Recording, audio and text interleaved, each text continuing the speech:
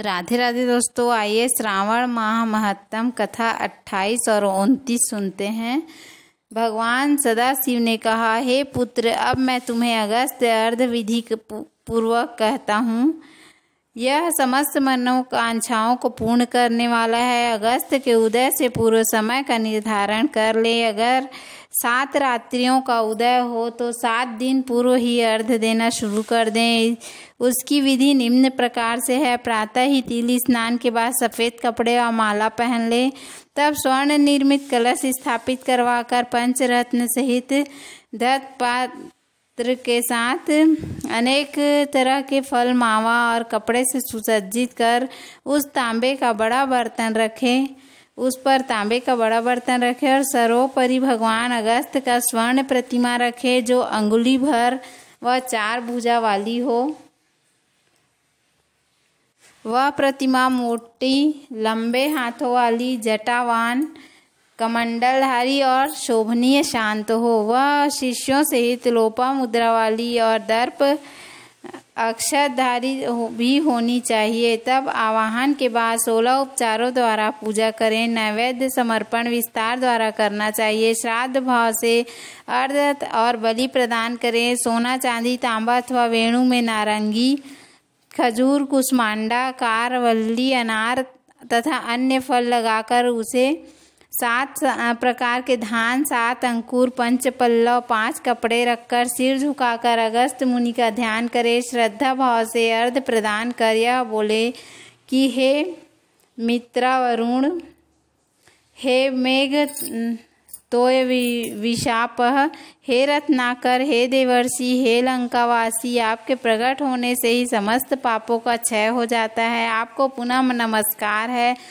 जिन्होंने प्रथम जल जंतु समुद्र का पान किया, ऐसे महामुनि को प्रणाम है। वैदिक उपासकों को पत्नी सहित अगस्त ऋषि के लिए अर्घ प्रदान कर नमन करना चाहिए। शूद्रों को पौराणिक मंत्र के से प्रणाम करना चाहिए। हे महाभागिनी, हे वरान्य, हे लोपा मुद्रे, हे महर्षि पत्नी, आप भी मेरा अर्घ ग्रहण करें। आहुतियाँ देने के लिए 1008 या 108 बार घी से अर्घ मंत्रों का उच्चारण कर होम के बाद विसर्जन करें।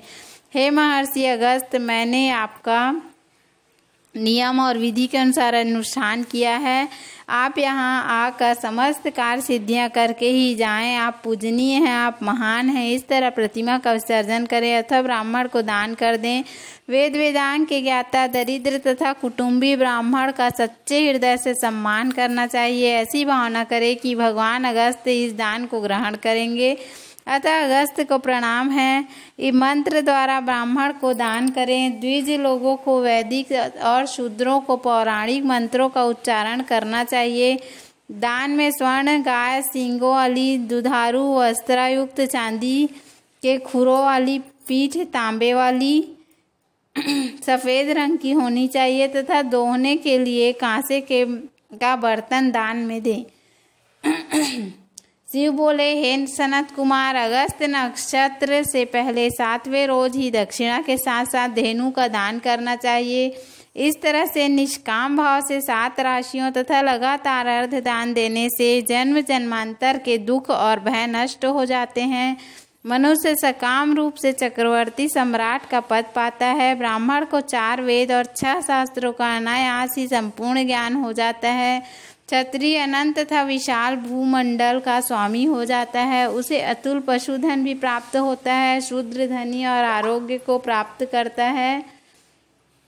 स्त्री को पुत्र प्राप्ति और समृद्ध गृह मिलता है। अतः हे वत्स, इस सत्कार्य के से विधवा को अति पुण्य मिलता है। कुंवारी कन्या को सुंदर वर और समृद्ध गृह प्राप्त होता है। दुखी प्राणियों को सुख मिलता है। जहाँ पर अगस्त्यार्चन होता है, उसे देश में अच्छी वर्षा होती है। वहाँ टिड्डे दल समाप्त हो जाते हैं और देववासी निरोगी होकर निष्काम भाव से जीवन धारण करने वाले भी युक्ति पथ के सहभागी बन जाते हैं तथा अगस्त्यार्थ का नियम पूर्वक पाठ करने वाले या उसके श्रोता भी पापों से मुक्त हो जाते हैं। इस लोक में नाना प्रकार के सुख भोगों को पाकर मरणोपरांत विष्णु धाम को चले जाते हैं। इस प्रकार श्री स्कंद पुराण के अंतर्गत ईश्वर सनत कुमार संवाद श्रावण मास महात्म्य अगस्त अर्ध विधि नामक 28वां अध्याय पूर्ण हुआ।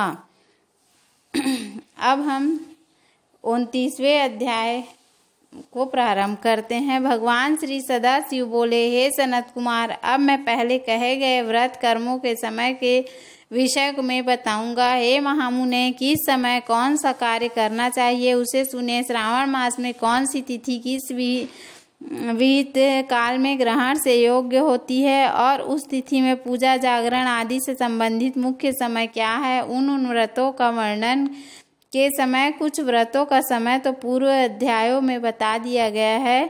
नक्त व्रत का समय ही विशेष रूप से उन व्रतों तथा कर्मों में उचित बताया गया है। दिन में उपवास करें तथा रात्रि में भोजन करें, यही प्रधान नियम है।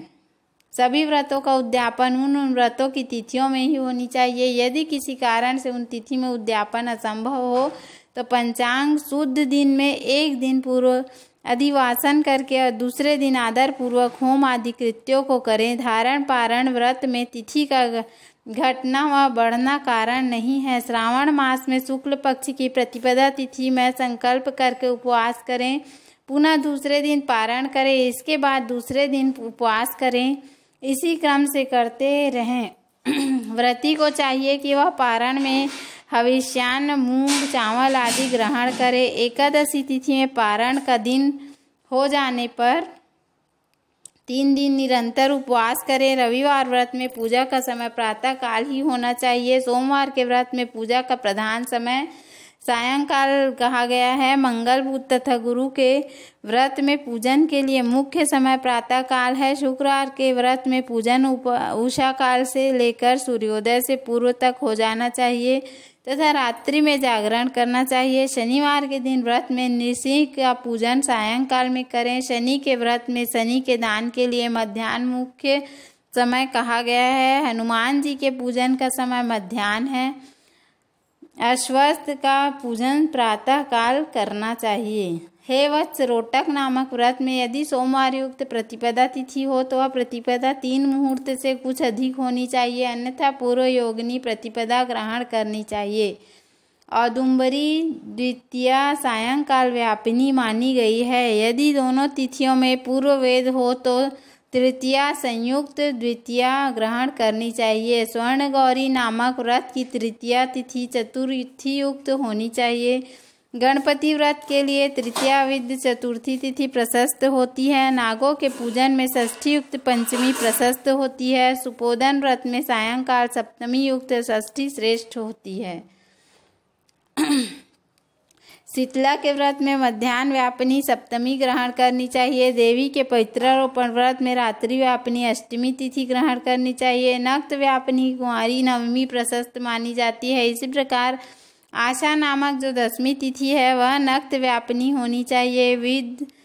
एकादशी का त्याग करना चाहिए। हे मुने, उसमें वेद के विषय में सुनिए। एकादशी व्रत के लिए अरुणोदय में 10वीं का वेद वैष्णव के लिए तथा सूर्योदय में 10वीं का वेद स्मातों के लिए नित्य होता है। रात्रि के अंतिम प्रहर का आधा भाग अरुणोदय होता है। इसी रीति से जो द्वादशी हो वह पवित्रारोपण में ग्राह्य है। कामदेव के व्रत में त्रयोदशी तिथि रात्रि व्यापिनी होनी चाहिए। उसमें भी द्वितीयायाम व्यापिनी त्रयोदशी हो तो वह अति प्रशस्त होती है। शिव जी के पवित्रारोपण व्रत में रात्रि व्यापिनी चतुर्दशी होनी चाहिए। उसमें भी जो चतुर्दशी अर्धरात्रि व्यापिनी होती है वह अति श्रेष्ठ होती है। उपाकर्म तथा उत्सर्जन कृत्य के लिए पूर्णिमा तिथि अथवा श्रवण नक्षत्र होना चाहिए। यदि दूसरे दिन 3 मुहूर्त तक पूर्णिमा हो तो दूसरे दिन ग्रहण करना चाहिए, अन्यथा तैत्तिरीय शाखा वालों को और ऋग्वेदियों को पूर्व दिन ही करना चाहिए।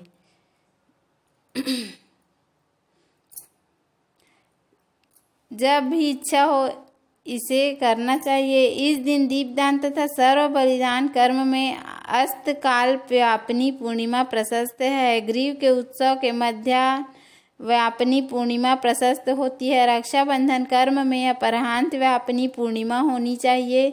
इसी प्रकार संकष्ट चतुर्थी चंद्रोदय व्यापिनी ग्रह होनी चाहिए। यदि चंद्रोदय व्यापिनी चतुर्थी दोनों दिनों में हो अथवा दोनों दिनों में ना हो तो भी चतुर्थी व्रत के दिन में करना चाहिए, क्योंकि तृतीया में चतुर्थी महान पुण्य फल देने वाली होती है। अतः हे वत्स व्रतियों को चाहिए कि गणेश जी को प्रसन्न करने वाले इस व्रत को करें। गणेश चतुर्थी, गौरी चतुर्थी और बहुला चतुर्थी, इन चतुर्थियों के अतिरिक्त अन्य सभी चतुर्थियों के पूजन के लिए पंचमी विद्या कही गई है।